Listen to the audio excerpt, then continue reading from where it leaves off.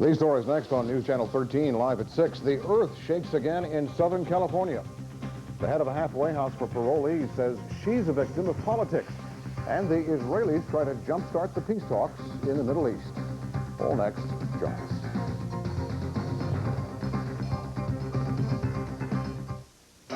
Open the doors, all 4, or 5, or just 2. Because now's the right time to get to your Toyota dealer and get to quality and into a Camry. And with Camry's new low $249 lease, Camrys are more affordable than ever. Camry, a Consumer's Digest Best Buy. Camry, the best car built in America.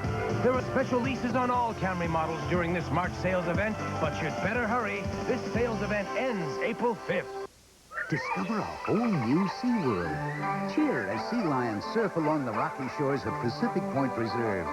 Journey into the depths as Mission Bermuda Triangle reveals the mysteries of the sea. Then immerse yourself in the world of gentle giants, manatees, the last generation. And with a splash of laughter and a dash of fun, you'll enjoy Shamu's Happy Harbor. SeaWorld Orlando. Discover it new all over again.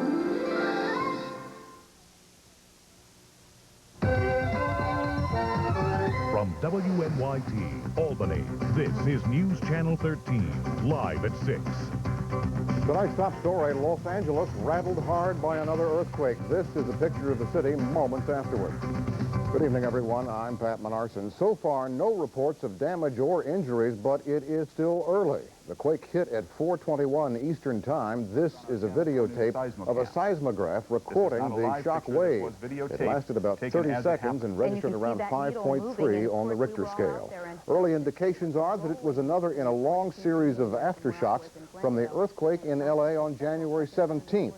That one had a magnitude of 6.7 and killed 61 people. The January quake tended to pump the land up and down. This one had more of a rolling motion to it, which may have helped to hold down the damage. Again, another earthquake in L.A. this afternoon, but so far no injuries reported and no serious damage. Here at home, a widening divide tonight between state parole officials and a halfway house in the area for parolees known as Horizon House. Its head says the trouble is politics. We have a report from News Channel 13's Elaine Houston.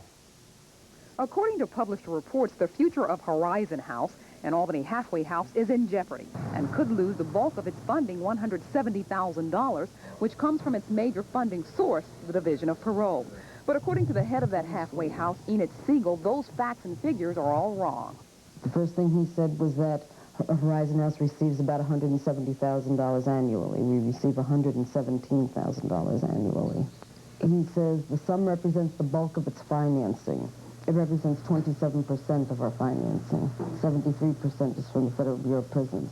Siegel disputes other issues in the report, specifically that internal control weaknesses are prompting the Department of Parole to rebid the agency's contract when it expires in June. She blames this time, however, the Division of Parole and says the relationship between the two has been a rocky one for years. If they're saying that there is a problem, it's a lack of communication and not recognizing their own internal discrepancies. Ironically, Siegel says the negative news hasn't had an effect on the surrounding community, a community which has seen its share of bad news. In fact, she says the community is her #1 supporter. But if the personality problems between Horizon House and the Division of Parole continues, she wonders how long the community's support will continue.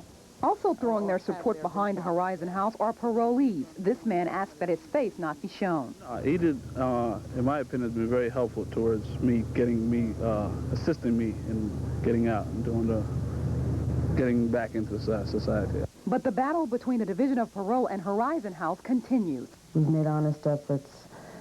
My board of directors, myself, have met with them, with program, with the executive departments. And it just seems like a few months down the line, around the corner, is some other allegation that we have to answer to. Elaine Houston, News Channel 13 in Albany. Thank you, Elaine. A town meeting in North Chatham today to talk about stopping the Thruway Authority from building a proposed rest stop nearby. McDonald's is supposed to be the main restaurant at the rest stop, so it's been nicknamed the McDonald's Rest Stop. It's to be built near exit B1 of the thruway. The townspeople are up in arms about it because, they say, it'll hurt the environment and damage the community. And one of the major concerns is the water. We all have water wells here, and they would suck out thousands of gallons of water a day. And then they would clean it up, and they say up to 90%, and then they would discharge it, this water they use for dishwashing, toilets, and what have you, into the Valatia Kill, which is the stream that runs through town. And everybody's really worried about that. The townspeople have filed suit against the Thruway Authority in an attempt to stop the construction, and next week they say they'll protest at McDonald's regional headquarters in Latham. In For the Schenectady, White House. That's if you use the I-90 eastbound ramp from Route 9 in Albany. It's closed as part of the final year for the Patroon Island Bridge construction project. Traffic will be rerouted to 9 West until the project is finished. The DOT has also shut down the right, east, and westbound lanes on 787 interchange of I-90.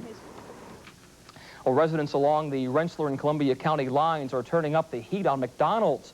As Mark Noble tells us, their project that stretched for miles, or this protest stretched for miles, was intended to stop the construction of a travel plaza.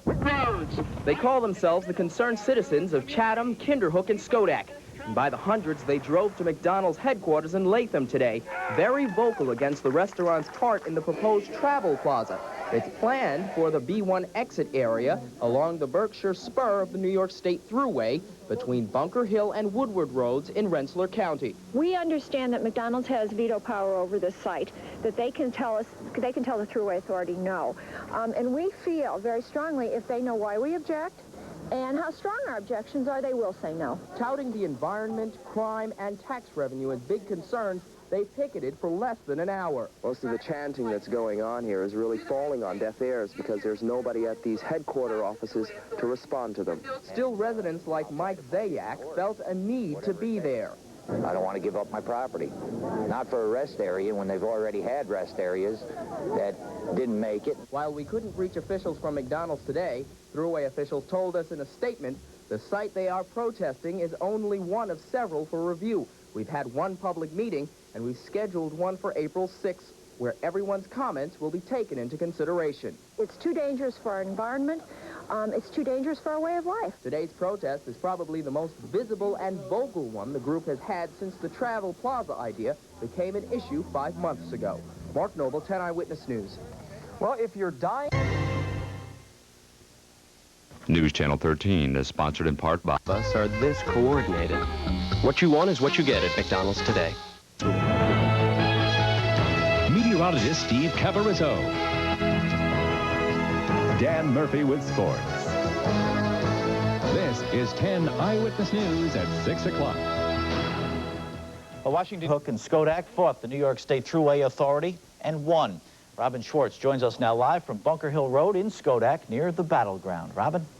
Well, Jim, they called it the Second Battle of Bunker Hill, a fight between a piece of land between Bunker Hill Road and Woodward Road in the middle of the Berkshire spur of the Thruway.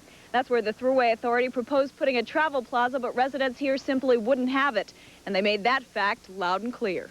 McDonald's Travel Plaza, no way! We deserve a break today! They rallied, they shouted. Hundreds of them staged a motorcade to McDonald's headquarters in Latham last weekend.